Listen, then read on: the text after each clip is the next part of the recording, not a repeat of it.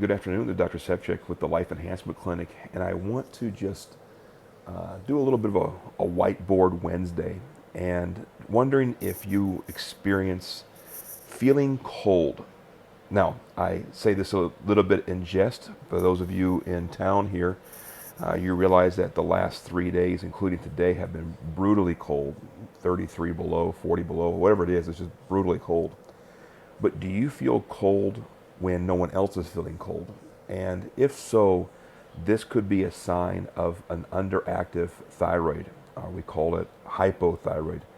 But there are some patterns with thyroid testing that I want to bring to your attention today that might be present that is causing you to have some thyroid symptoms, even when you're being told that your thyroid is normal. So let's consider the impact of the thyroid. We understand that the brain is going to be the signal. So, for example, when you go and you are getting tested and you have your thyroid levels tested, they're measuring this marker here called TSH.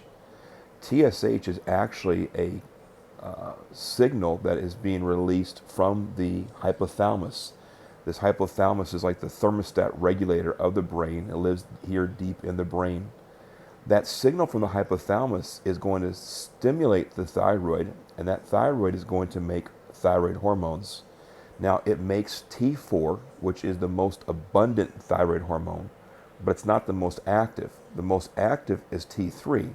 So your body has to convert that from T4 to T3, and this occurs in the liver, and we'll talk about this in just a moment.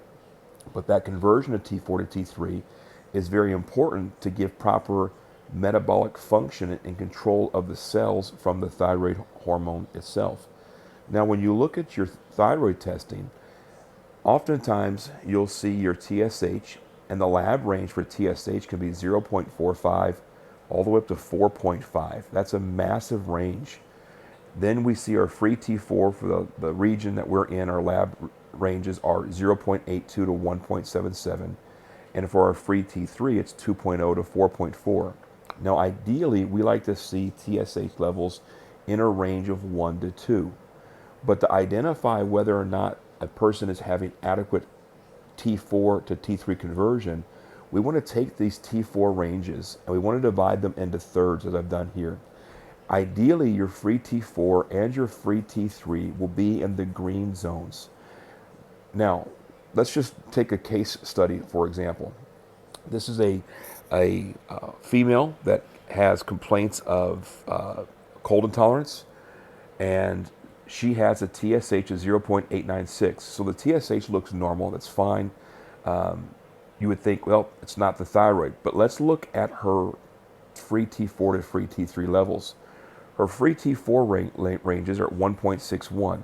If we take this range divided into thirds, we find that puts her in the green category. So she's good with the free T4.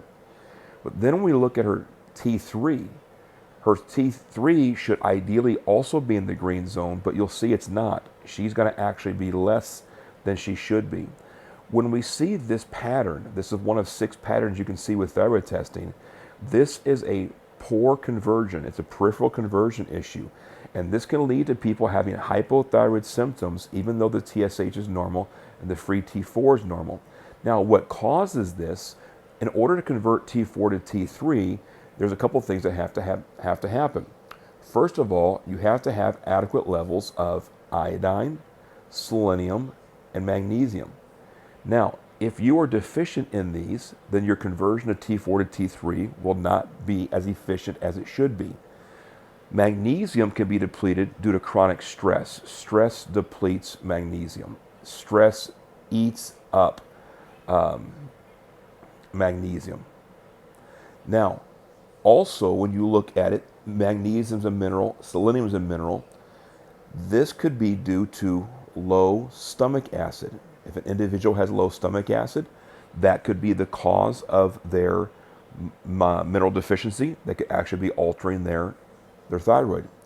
Another thing, this action occurs in the liver. So if the liver, we'll call it a excessive burden, a liver burden, or compromised biotransformation, If the phases of the liver, phase 1 and phase 2 detoxification, are not working properly, then that can cause abnormal thyroid issues, leading people with low thyroid symptoms. In these cases like this, we would do a 10-day or a 28-day dynamic detox program, and then we can retest these conversions and see if that helps. Another thing that I want to mention, in addition to the magnesium with the stress component, stress also shunts the T4, and it makes the T4 go down a pathway, and it forms something called reverse T3. Now, reverse T3 is a thyroid hormone that is metabolically inactive.